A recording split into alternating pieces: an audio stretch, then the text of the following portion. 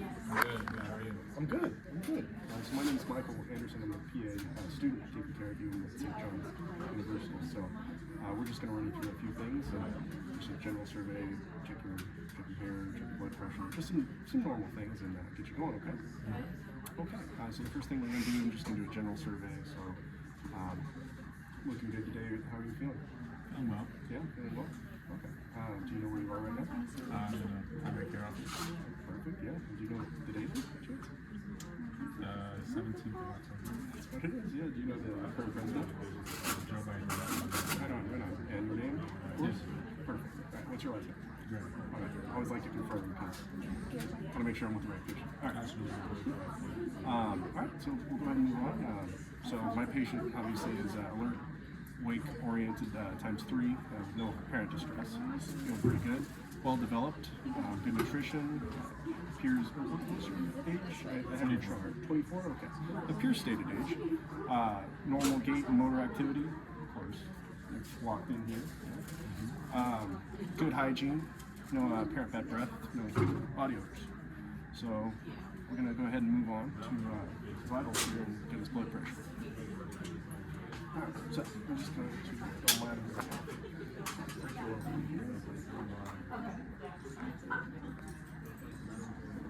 It's a strong brachial artery. I love it. Okay.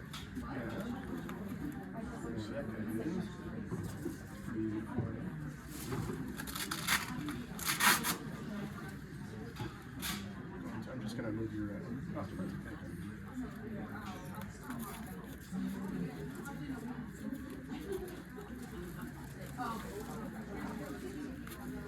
too tight.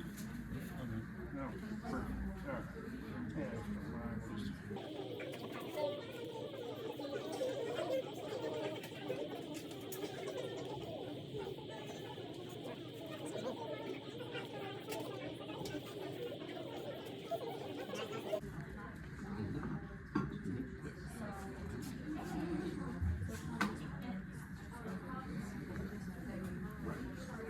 Alrighty, sorry that took a little bit longer, but 130 over 80, which is not bad. It's a little bit diastolic.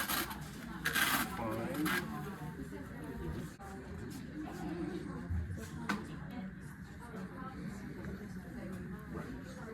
Alrighty, sorry that took a little bit longer, but 130 over 80, which is not bad. It's a little bit diastolic. Fine. Alright, so the next thing we're going to do is we're going to do a hair test very quick. If you wouldn't mind just leaning down a little bit for me. Alright, perfect. The color, texture does seem appropriate. We're going to do a little pull test here and just check that here. So positive pull test would be if we had 6 or more hairs. We've got 1 there, so it's going to be a negative pull test, which is what we would expect for a young, healthy male. Next thing we're going to do is a tug test. So I'm just going to grab the root here and pull at the hair, and there is no breakage there, so that's going to be a negative tug test. Alright, so the next thing we're going to do is we're just going to look at your skin. Now, for this particular patient, I'm going to leave him clothed, but I would have him remove parts of his clothing or certain clothes and then keep most of them covered with an object, just for his privacy. I would also pull the curtain, because there's usually a curtain if we're not in private. So, color does appear normal for ethnicity. It's also warm to the touch with no diaphoresis here, so it does seem like it is moist appropriately, absent of any skin lesions.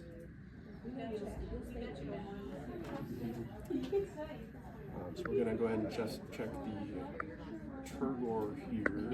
It does seem appropriate. Appropriate recoil of the skin, absent of any nearby. Next thing we're going to do is we're going to check your nails. Now, usually I believe we would also check the feet, but we're just going to do hands. If you don't mind, okay.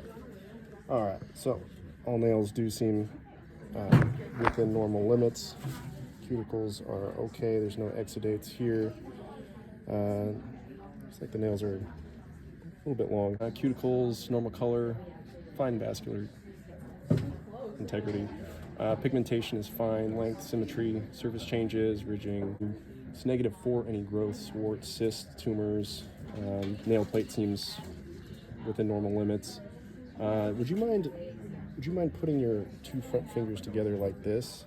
Okay, perfect. So we're negative for any clubbing there, which obviously would be a different angle. This is a normal angle that we would expect, once again, for a young, healthy male. We're going to go ahead and check his cap refill, which is within 1 to 2 seconds. It's actually pretty fast, so it's going to be normal cap refill. You can see the blanching. All right, we're going to do a quick peripheral vascular exam here. Just check for any trauma, check along the sutures here. Just make sure that, yeah, going to be atraumatic and normal cephalic here. Okay, so Tim, the next thing we're going to do is we're going to go ahead and inspect your neck. Okay? So I'm going to go ahead and look for masses, scars, deformities, swelling, that kind of thing. As we can see, there's no trauma here. There's no swelling. It's going to be atraumatic. Here's the trachea here. Should be midline. We're just going to cross light and see if we can kind of see the shadow of it, and we can kind of tell where it's going to be at. So we're going to have Tim, if you wouldn't mind just kind of moving your legs a little bit that way. I'm going to get behind you.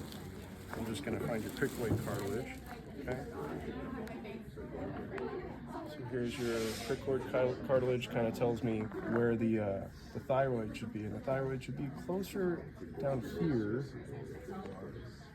kind of at the base near the clavicle. I'm just going to go ahead and kind of palpate around in there. So I'm not feeling a thyroid, which means that he's probably, he doesn't have a goiter.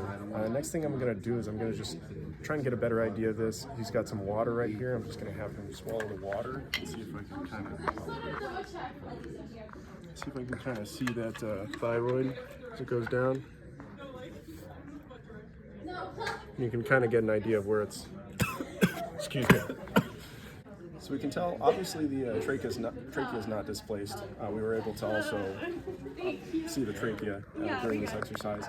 As far as the thyroid goes, there's no deformities that we can obviously see. The size seems appropriate, or you're going to kind of gauge based on the size of the cricoid cartilage.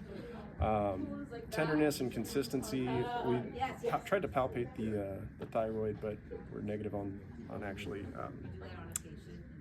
positively identifying what was thyroid, which is fairly normal. Okay. He's going to have a supple trachea, midline, no adenopathy. Thyroid gland is fine without masses or enlargement. If you don't mind, I'm going to touch him here. Okay. We're just going to check his arm here. We're looking for any scars, edema, discoloration, that kind of thing, rashes, changes in skin temperature. So we're going to use the back of our hand because that's the most sensitive. And the temperature does seem like it is normal, within normal limits. It's warm but not hot.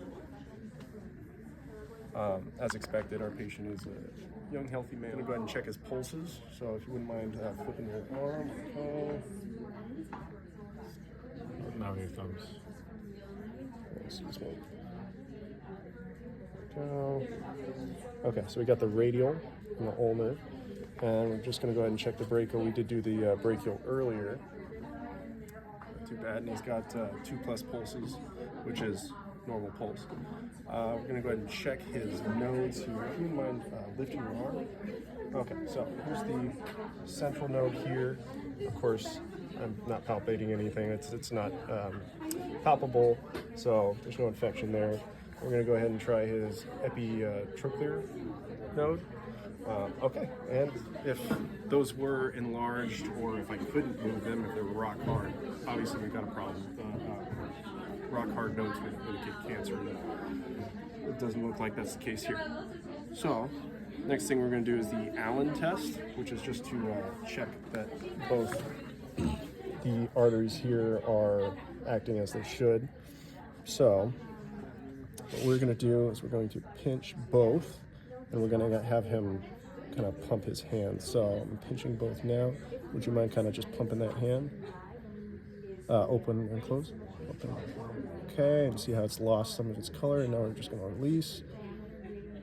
And that color comes back, which indicates that ulnar artery is intact. We're not going to do it this time, but I would check his femoral pulse, which is going to be right where basically the thigh meets the groin, right in here. Second one here would be the popliteal pulse. I would go ahead and turn him over and check his leg back of the, basically the back of the knee area. Third one would be the dorsalis pedis, which is going to be the top of the foot here.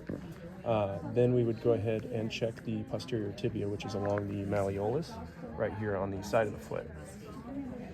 We would also go ahead and check for edema, which is of course on a scale from 1 to 4, based on the depth that the edema pitting edema, if it is even pitting. And of course the last thing would be the calf muscle, so we'd go ahead and check the back of the calf muscle here, palpate back there, look at the cord to just make sure that it's palpable, look for any swelling. Of course, once again, we're always looking for edema down here because that can indicate all kinds of things, including heart failure. We would also do a cap refill here in the toes just to assess things like vascular insufficiency, that kind of thing. The next thing we're going to do, we're just going to go ahead and check your lymph nodes, starting with the submental. Okay, submandibular. Okay, tonsillar. Negative. Okay, good. Okay, preauricular. Of course, negative. Post-auricular. Negative. Check your occipital here. Okay, post-cervical. Sorry, I was trying to lift it.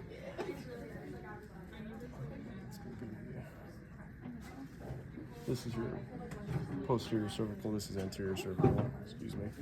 We're going to try and palpate the deep cervical, but it's located under the sternocleidomastoid, so that's kind of difficult, but good thing we can't palpate it because that would indicate some adverse conditions. Okay, and checking the supraclavicular, we're also going to be negative there. So all the lymph nodes on the head and neck look fine. Okay, so we're going to be doing the eye exam here. First thing I'm going to do is, would you mind taking your glasses off?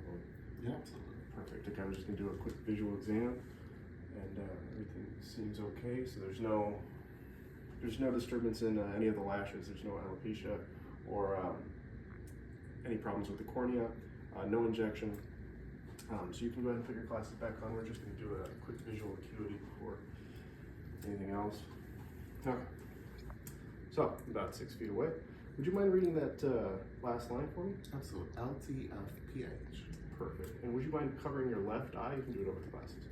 Okay. Would you mind reading that same line? LT of pH. Perfect. Now cover the other eye for me. Perfect. Same one. LT of pH. Perfect. Okay. So that is 20/20 vision in each eye. If you wouldn't mind taking your glasses off one more time, so I can be repetitive there. I'm also going to palpate just your sinuses, just make sure there's no inflammation. Okay.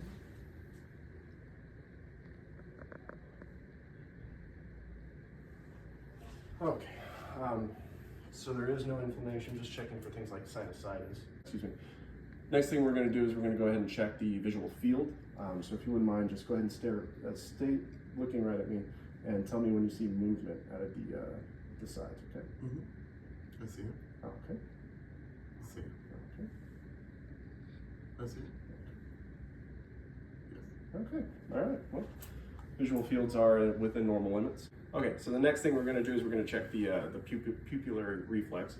So if you could go ahead and just stare straight ahead.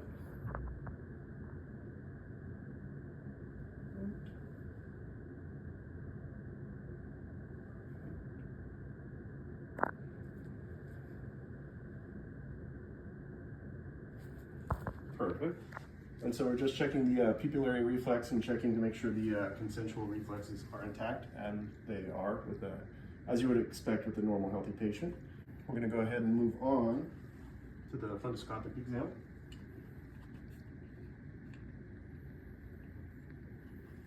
Okay, this time I'm going to use my right eye to inspect his right eye.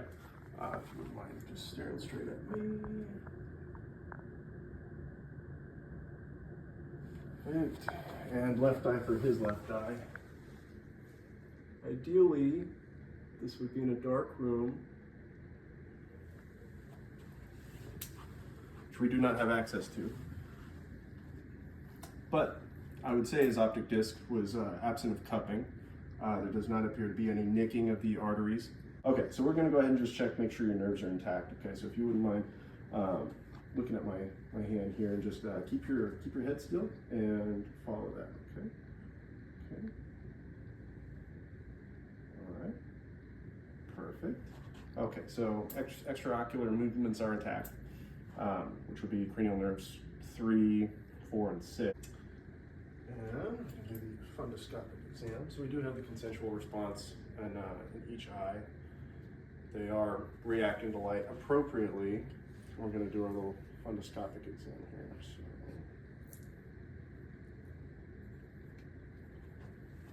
So, okay. Okay.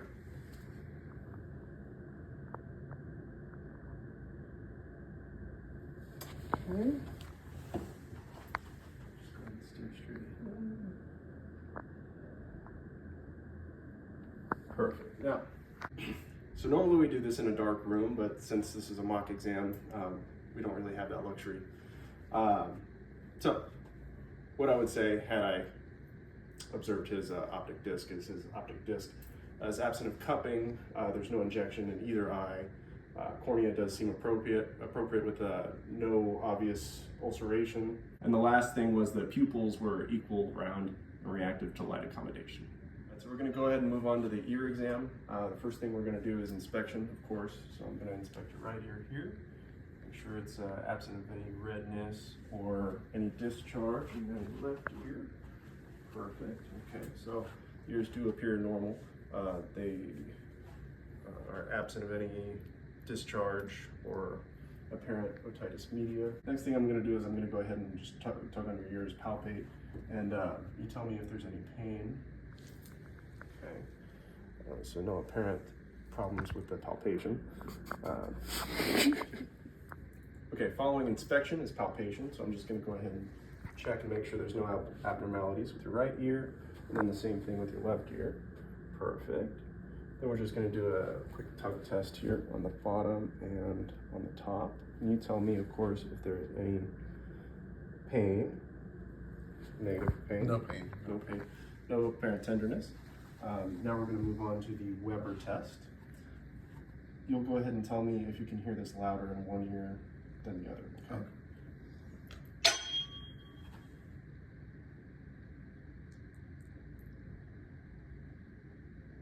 Now, is that louder in either ear? They're both equally visible. Equal. Okay. So we're going to go ahead and do a Renee test. It was not lateralized to either ear, but if you wouldn't mind just facing that way just a little bit for me, so we can do this. Perfect. Okay, so we're going to find that mastoid process, which is right here. Tell me when you stop hearing this.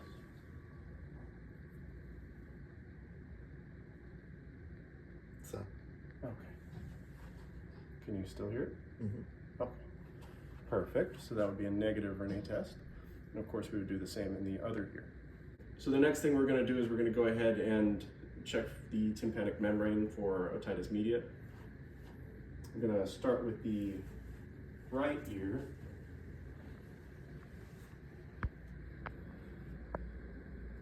The tympanic membrane is intact. The cone of light is visible. You go ahead and check the other. There's no obvious erythema in the ear canal. Serum appears appropriate.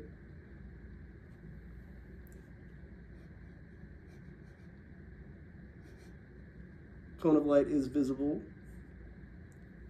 No apparent erythema. All right. The next thing we're going to do is the whisper test. So I'm going to whisper in one ear and do the same to the other, and he's going to tell me what I'm whispering. Monkey. That was monkey. I would do the same to the other ear. So the findings for the ear are the external ear and ear canal are non-tender without swelling or deformities. The canal is clear without discharge. Tympanic membranes pearly gray with good cone of light.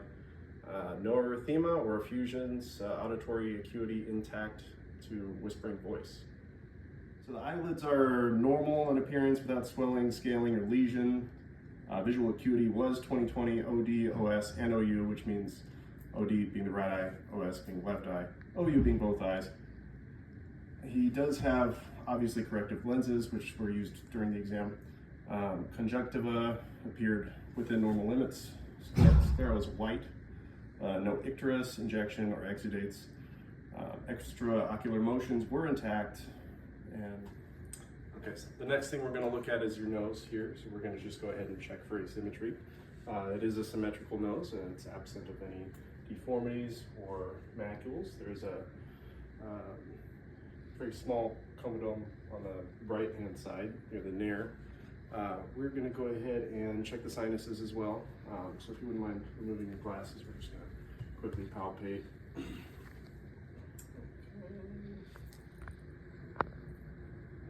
And of course, those are not inflamed. You can go ahead and put your glasses back on if you prefer. And we're going to go ahead and check each nair with the light. Just give it a little bit. Okay, there's no obvious obstructions, and the concha appears pink and moist as it should. Okay, if you wouldn't mind, just go ahead and cover one nostril and breathe out the other one, and put your hand down there and just tell me, can you feel that? Mm-hmm. Okay, can you do the same thing to the other nostril? Okay, so obviously the nostrils are clear. And the next thing we're going to check is we're just going to check the olfactory. If you wouldn't mind closing your eyes here.